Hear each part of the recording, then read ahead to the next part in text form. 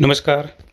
मौसम चलावास में आपका स्वागत है। बात करेंगे राजस्थान के मौसम के बारे में, जिसमें जानकारी देंगे कि आज कहाँ-कहाँ कुछ खंड वर्षा, मेघ गर्जन की स्थिति बन सकती हैं और वर्षा के साथ कहाँ कुछ धूल भरी हवाएं या हल्की मध्यम जो अंधड़ वाली स्थिति बनती है वह भी देखने को मिल सकती है। यहाँ पर देखें डब्ल्यूडी उत्तरी राज्यों पर बना हुआ है। हालांकि डब्ल्यूडी कमज़ोर है, लेकिन जेट की हवाओं के साथ ही बादलों का आवागमन और आर्द्रता का प्रभाव राजस्थान में बना हुआ है और इसी की वजह से बढ़ती हुई गर्मी के बाद जो है ऊंचाई वाले बादलों का निर्माण भी कई जगहों पर हुआ, जहाँ पर कुछ जगहों पर जो है मेघ गर्जन की स्थिति खंड वर्षा हुई। ऐसी ही संभावना आज व कल भी राजस्थान के क्षेत्रों में बनी रहेगी। आपको ज्ञात होगा, लगातार पिछले कई दिनों से यानी 10 से 15 दिन के बीच वाले समय से ही मौसम चलावास द्वारा आपको ये जानकारी दी जा रही थी कि अप्रैल महीने में 5 अप्रैल के आसपास से लगाकर 7-8 अप्रैल के मध्य खंड वर्षा की स्थिति रहेगी। तो आप देख रहे हैं 4 अप्रैल से कुछ खंड वर्षा छुटपुट शुरू हुई थी, 5 और 6 आज भी देखने को मिलेगी। हालांकि 3 तारीख को भी कुछ जगहों पर बूंदाबांदी उत्तरी राजस्थान के आसपास देखने को मिली थी। तो ये कल तक इसका असर राजस्थान में कुछ न कुछ बना रहेगा खंड वर्षा वाला। आज भी राजस्थान के मध्य से लगाकर उत्तर पूर्वी, जहाँ पर सीकर संभाग, जयपुर भरतपुर संभाग, कुछ कोटा, पाली, अजमेर, जोधपुर संभाग, तो कुछ बीकानेर संभाग के दक्षिणी इलाकों के आसपास बादलों की आवाजाही, कुछ घने बादल दोपहर के बाद से लगाकर बनेंगे, जहां कुछ मेघ गर्जन की स्थिति बनने, कहीं हल्की मध्यम खंड वर्षा की स्थिति भी आज बनती हुई कुछ क्षेत्रों में देखने को मिल सकती है, जहां मेघ गर्जन के साथ कुछ एक जगहों पर छोटे छोटे ओले गिर सकते हैं। वहीं यहाँ पर अधिकतम तापमान पिछले 24 घंटों का अरावली रेंज का 38.40 डिग्री सेल्सियस रहा।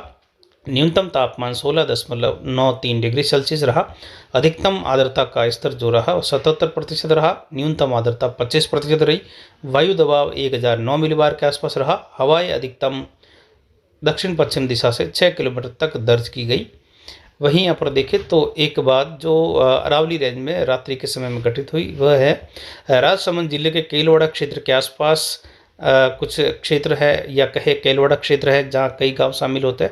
वहाँ पर जो है ज़मीन की गहराई में 10 किलोमीटर नीचे कुछ भूकंपीय हलचल हुई, जिसका हल्का प्रभाव रात्रि के 1:30 बजे पाली, उदयपुर और राजसमंद जिलों में देखने को मिला, जो बिल्कुल हल्का भूकंप का झटका था। तो इस समय देखें तो भूकंप की स्थितियाँ कई देशों में बनी हुई हैं और भारतीय जो प्लेट्स है वह भी जो है कई जगहों पर जहां जॉइंट होते हैं या प्लेट्स एक दूसरे से सटी हुई होती है वहां पर भूकंप के झटके आते हैं। तो अरावली में भी आई है और आसपास के देशों में और आसपास के राज्यों में आने वाले दिनों में भी ऐसी ही संभावना कुछ भूकंप के झटके आने की बनी रहेगी। वही यहाँ पर आपको जानकारी दे वर्षा की, तो यहाँ पर वर्षा की गतिविधियों में आज जोधपुर फलौदी से लगाकर जैसलमेर, बाड़मेर, बालोतरा का उत्तर मध्य इलाका, नागौर, डेगाना बेल्ट और बीकानेर, चूरू का दक्षिण मध्य बेल्ट है।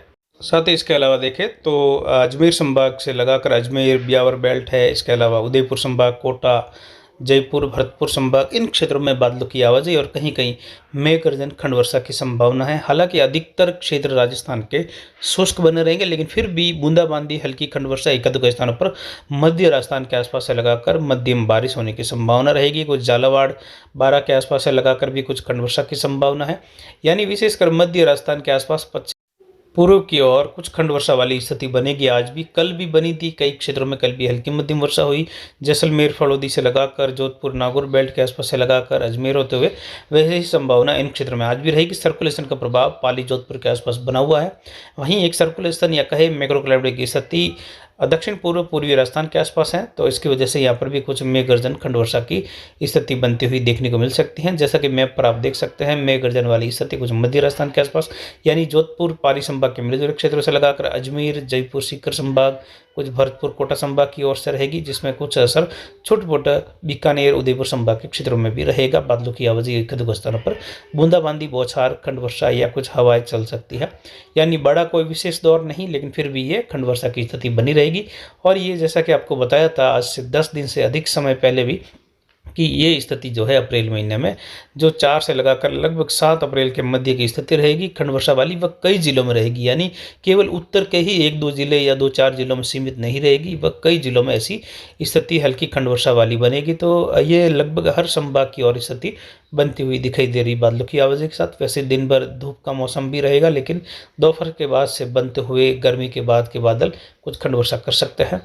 वहीं आने वाले दिनों में देखें तो बढ़ता हुआ वायु दबाव इशारा कर रहा है कि मौसम जल्द ही शुष्क होगा और 8 से लगाकर 11 अप्रैल तक का समय जो है तापमान बढ़ेगा। उस दौरान जेट का प्रभाव कुछ इस प्रकार रहेगा। इसकी भी जानकारी काफ़ी समय से आपको दी जा रही है। आप देख सकते हैं उत्तर पश्चिम से दक्षिण पूर्व की ओर बहती हुई जेट की हवाएं, यानी भारतीय उत्तर पश्चिमी मध्य भारत की ओर उतरती हुई हवाएं, शुष्क हवाएं तापमान बढ़ाएगी, मौसम शुष्क व साफ भी करेगी। लेकिन उसके बाद जो है फिर से जेट का प्रभाव बदलेगा और जेट जो है काफ़ी ज़्यादा असामान्य स्थिति में दक्षिण की ओर उत्तरी हिंद महासागर के आसपास से होते हुए मुख्य दायरे के रूप में रहेगी।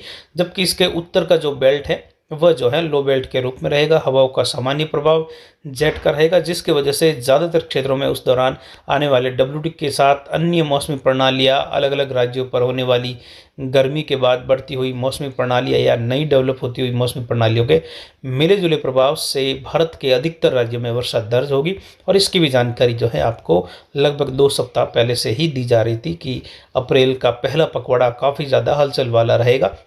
यानी यहाँ पर अफगानिस्तान, पाकिस्तान से लगाकर संपूर्ण उत्तर पश्चिमी, उत्तर पूर्वी, मध्य भारत, दक्षिण भारत, लगभग हर राज्य में वर्षा की गतिविधियाँ उस दौरान देखने को मिलेगी। जो समय रहेगा 12 से लगाकर लगभग जो है 22 अप्रैल का, जिसमें विशेषकर जो समय रहेगा 13, 14, 15, 16 अप्रैल, उसके बाद जो है लगभग 18, 19 अप्रैल से 22 अप्रैल के मध्य में WD की ऐसी ही संभावना रहेगी।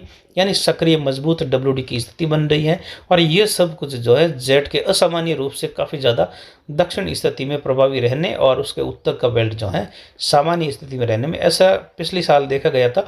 चीन से लगाकर तिब्बत के क्षेत्र में जो है काफ़ी दिनों तक बादल, लगभग 15 से 20 दिनों तक एक समान बादलों की स्थिति वहाँ पर बनी रही थी और एक सर्कुलेशन की तरह या कहे एक चक्रवात की तरह बादलों का आवागमन जो है गोलाई में, या कह सकते हैं चक्रवात की तरह बना हुआ था और वहाँ पर ऐसी स्थिति देखने को मिली थी। तो ऐसी स्थिति कई बार असामान्य रूप से अलग अलग क्षेत्रों में बनती हैं। तो इस प्रकार की स्थिति इस बार उत्तर पश्चिम से मध्य भारत होते हुए उत्तर पूर्व की ओर रहेगी, जिसमें यहाँ पर बादलों का आवागमन, लगातार बादल बनना, कभी तापमान बढ़ना तो कभी जो है मूसलाधार कहीं भारी वर्षा की गतिविधियाँ भी होना, तो कई जगहों पर जोरदार ओलावृष्टि या कई जगहों पर मध्यम से लेकर भारी ओलावृष्टि वाली या बड़े आकार के ओले गिरना, तूफानी जो अंधड़ आता है, या कहे जैसलमेर, बीकानेर, बाड़मेर से लगाकर जो पाकिस्तान से उठता हुआ धूल का गुबार जो काफ़ी तूफानी होता है और एकदम से अंधेरा छा जाता है, उस प्रकार की आंधी का आवागमन या उस प्रकार की आंधी का उद्भव होना, ये सब स्थितियाँ बनती हुई देखने को